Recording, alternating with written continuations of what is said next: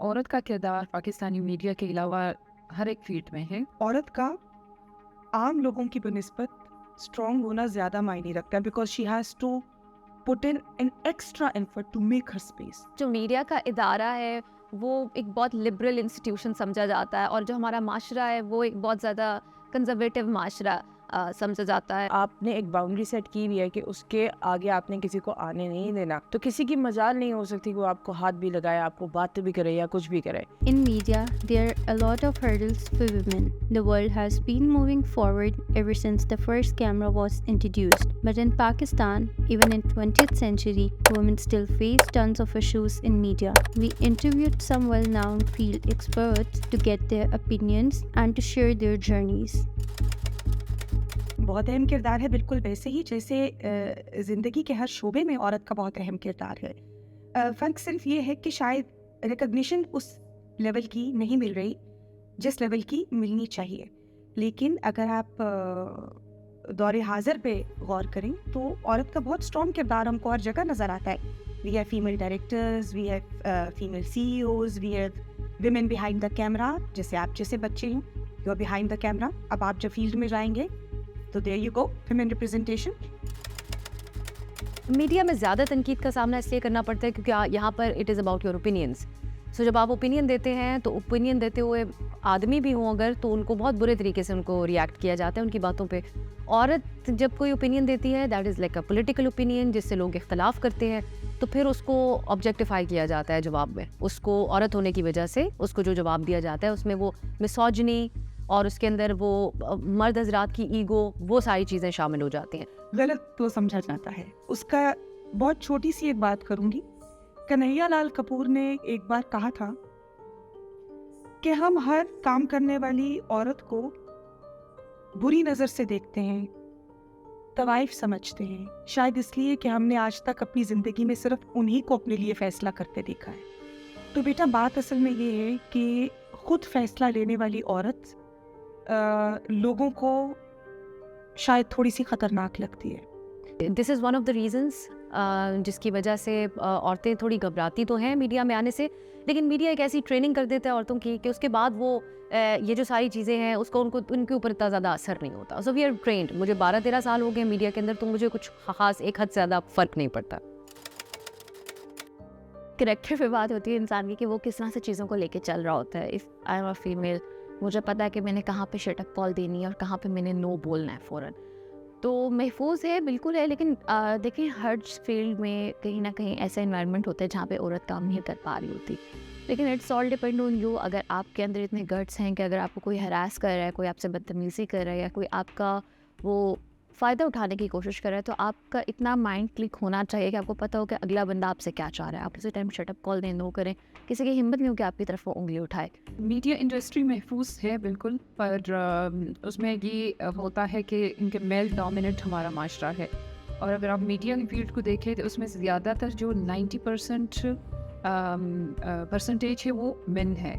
फिर डेफिनेटली कुछ औरतों के साथ ऐसी चीज़ों को बांधा गया है जिस तरह ऑनर है, इज़्ज़त है, तो ऐसे फील्ड्स को अच्छा तस्वर नहीं किया जाता।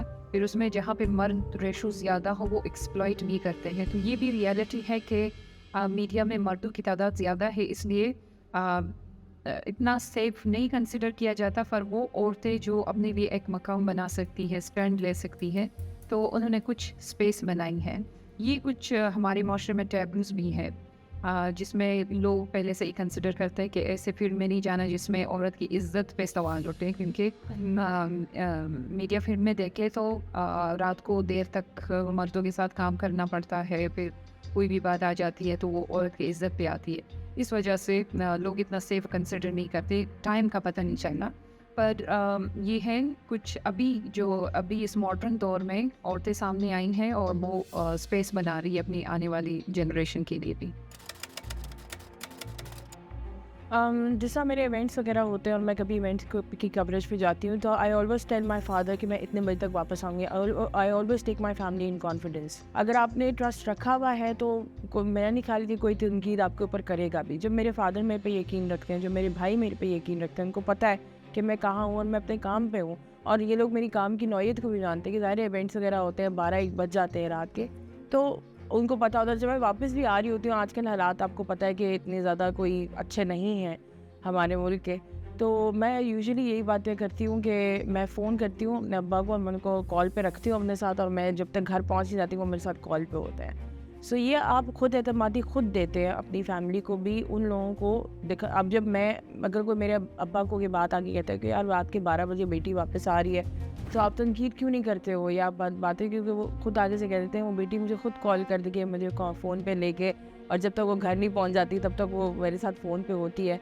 तो ये तो आप कहते हैं ना, आप खुद अपना ट्रस्ट डेवलप करते हैं अपनी फैमिली के साथ। मैंने जितने साल मीडिया में काम किया, मुझे याद नहीं पड़ता कि मैंने कोई ईद त्यौहार अपने घर पे गुजारा हो, कोई इवेंट घर पे गुजारा हो। ऑफिस में ड्यूटी होती थी, फिर मोस्टली ऐसी इमरजेंसीज आ जाते हैं कि रात, जिस तरह आपने कहा कि 2:30 बजे, 2 बजे, 1 बजे आपको उठ के फील्ड पे निकलना होता है।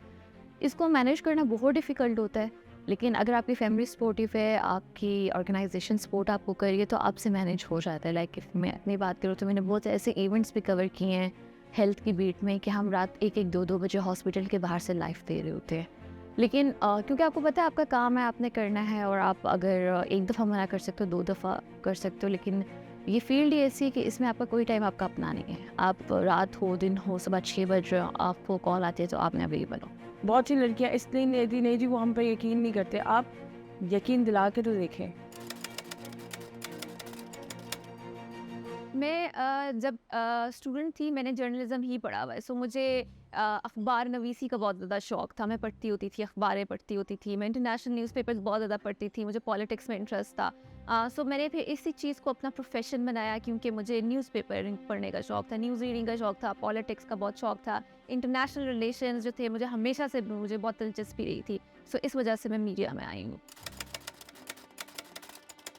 मेरे ख्याल से बहुत सारी ख़वातीन हैं, women they are not as loud as male reporters, क्योंकि मर्द हज़री जो इम्पोर्टेंट और हार्डकोर बीट्स की आप बात कर रही हैं, वो जो आदमी है वो उसके ऊपर आउट देयर होते हैं, वो डायरेक्टली जाके सवाल पूछ होते हैं। लेकिन हमारी बहुत सारी ख़वातीन हैं जो without their byline giving their name वो बहुत इंपॉर्टेंट ख़बरें छापती हैं अखबारों के अंदर। So many times people don't know that it's a woman reporting. So उन खातून के नाम के बगैर ख़बर आएगी, लेकिन वो वी नो कि कौन कर रहा है, कौन किस चीज़ को, इशू को कवर कर रहा है। सो कुछ इस किस्म के सेंसिटिव मामलात होते हैं हमारे यहाँ, ख़ास तौर पे जब वो सिविल मिलिट्री इशूज़ हों या फिर उनसे रिलेटेड चीज़ें हों। सो उनको बहुत सारी औरतें कवर करती हैं पाकिस्तान के अंदर। पाकिस्तान की बहुत सारी strategic analyst and defence analyst जो हैं वो ख़वातीन भी हैं, जिनके ओपिनियंस ना सिर्फ पाकिस्तान में बल्कि अराउंड द वर्ल्ड बहुत सीरियसली लिए जाते हैं। सो आई थिंक है तो सही, लेकिन हम अपने हालात की वजह से और जो जर्नलिस्ट के साथ सिक्योरिटी पूरी अराउंड द वर्ल्ड, जर्नलिस्ट को अपनी सिक्योरिटी और सेफ्टी को साथ लेके चलना पड़ता है। आप लोगों की ट्रेनिंग में भी आप लोगों को बताया गया होगा।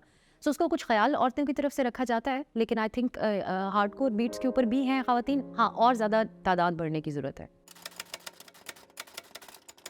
देखिए बेटा, अगर आप मुझसे सच्ची बात पूछे तो I am not practically a media person. मैं परफॉर्मिंग आर्ट्स की खातून हूँ, तो मेरा ज़ाहिर है कि मीडिया का और परफॉर्मिंग आर्ट्स का आज के ज़माने में बिल्कुल चोली दामन का साथ है। वो वक्त और था जिस वक्त में मैंने शुरू किया था, अब एक्सेप्टेंस बहुत बढ़ गया है। तो मेरा ये ख्याल है कि जो लोग इस फील्ड में आना चाहते हैं उनको ज़रूर आना चाहिए, but you need to be very strong because you have to face a lot of opposition.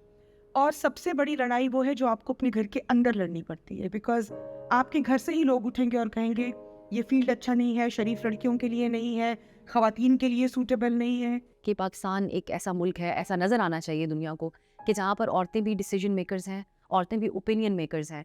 So I think उसके लिए ये बहुत हमें बहुत ज़्यादा ज़रूरत है, और हमारी औरतों को बहुत ज़्यादा ज़रूरत है कि वो लीड लें। This is not for others to decide what is suitable for women and what is not. Let women decide what is suitable for them and what is not. जब भी हम इस माशरे की बात करते हैं, ऐसा कोई भी एरा नहीं गुजरा जहाँ पे औरत को तनकीद का निशाना नहीं बनाया गया, बिल्कुल बनाया गया है। जिन्होंने जो अचीव करना होता है वो अचीव करते हैं। मेरे ख्याल से ऐसे फील्ड जिसके बारे में कोई ऐसी गलत फहमियाँ हो, उसमें ज़्यादा से ज़्यादा ख़वातीन को आना चाहिए, डरना नहीं चाहिए। वैसे भी इस माशरे में हर एक फील्ड ऐसा है कि आपने उसमें डट के रहना पड़ता है, और जो आप करना चाहे, मैं औरतों को ये कहूँगी, लड़कियों को स्पेशली, कि जो आपका पैशन है उसको आप किसी माशरे की, सोसाइटी की सोच की वजह से या कुछ रिवायतों की वजह से आप उसको फिट ना करें। आप आगे आए ताकि आप दूसरों के लिए रोल मॉडल बन सके। Every field is suitable for you, सिर्फ पैशन होना चाहिए। मेरी जर्नी रही है, मैं 8 साल की उम्र से थिएटर कर रही हूँ। उसमें बहुत अपोजिशन रहा, तब भी लोग कहते थे कि शरीफ औरतों के करने का काम नहीं है। उससे ना मेरी शराफत में कमी आई, ना मेरी डिटर्मिनेशन में कमी आई। तो अगर आप अपने इरादे में पुख्ता हैं और आप सच में ये समझते हैं कि this is the field for you, stick to your field, अपनी ग्राउंड नहीं छोड़नी, move forward, where there is a will there is a way.